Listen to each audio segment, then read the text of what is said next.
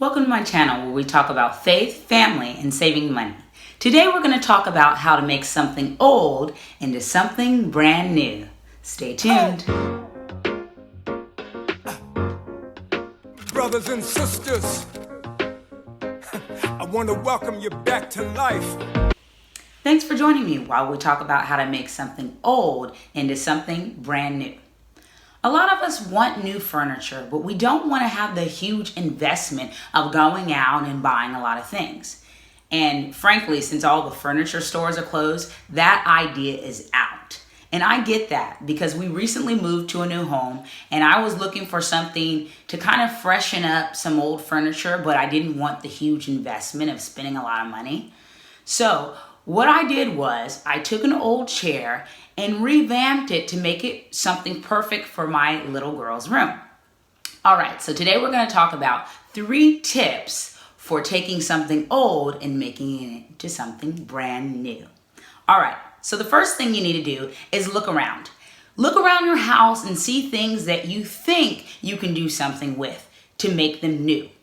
All right, it can't be something that needs to be thrown out or is in horrible condition, okay? Because that is gonna take way too much time and effort to redo it. And I'll tell you, for me, I got this chair on Facebook Marketplace. It was free, and I was thinking, yay, I get something free, because I'm all about getting things low cost and saving money and getting that deal. So when I got the chair, it was so beat up and so messed up that I ended up realizing the investment into redoing the chair to make it even usable was going to cost more money than just going out and saving money for a few months and buying something new. That's something you don't want. You want something that you can actually do something with and is not just going to need to be thrown out or a huge financial investment, because that kind of defeats the purpose of saving money. If you want to save money, you got to get something that you can actually work with. All right, so the chair I found in the house was very drab and boring. We used it in our little girl's room for basically since she was born, sitting next to the crib when we put her down and put her to bed and talked to her. Well, with the new house, I wanted to redecorate, but I also knew that buying a new chair was not going to work. So what I did was I looked for the item, which is number 1, look for the item. I found the item, which leads me to number 2, make a plan. You have to have an idea of what you're doing and what you want to do with the item so that you don't waste a lot of time and money. What I did was I went to YouTube, I went to Pinterest, my favorite places to find ideas, and I also went to Google searches. I looked at furniture websites, and I decided, I got an idea in my head about what I wanted to do with this chair. And I'm like, yes, that's exactly what I want to do. So I decided to take the chair from drab to fab with painting it pink. So when I looked on YouTube and I saw a lot of people were talking about using chalk paint. So I thought, okay, chalk paint seems easy. Everybody said that it was really easy to use and not a lot of mess. You can basically be a beginner and not really know a lot about it to be able to use it. So I looked for chalk paints in the stores and I saw a lot of lines that were very expensive. A small bottle was only $35. So I was like, that is way too much. I want to get a better deal than that. So I used my Michaels gift card and I went to the Michaels website and I found a brand called FolkArt, which I'll link in the description. One bottle for 8 ounces was $9.99. Okay, hold on. I know that seems a little pricey, but a little goes a very long way with chalk paint.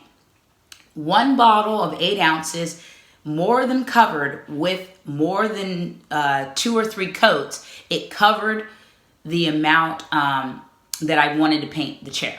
So it was more than enough for just that amount.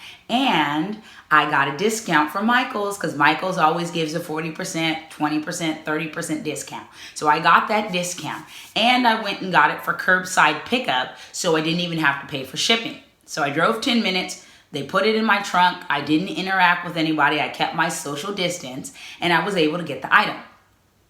All right, so now on to number 3. is try it, okay? Yes, it is something that takes a little effort. Just try it out. See if it works. This is something that you can do that is pretty cost effective, so you can try it out and see how it works and see how you like it.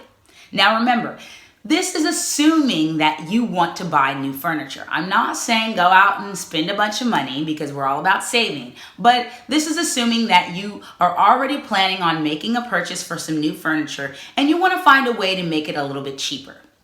So what I'm going to do is show you the video of some of the things that I did to make my chair from old to new. Stay tuned.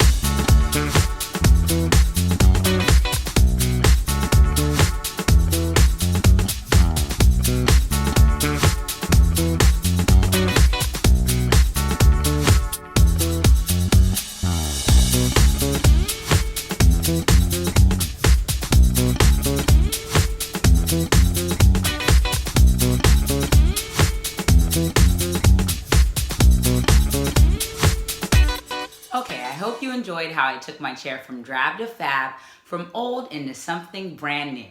Try it yourself. See what you think. Put in the comments if you tried it out and how it turned out. Thanks so much for watching.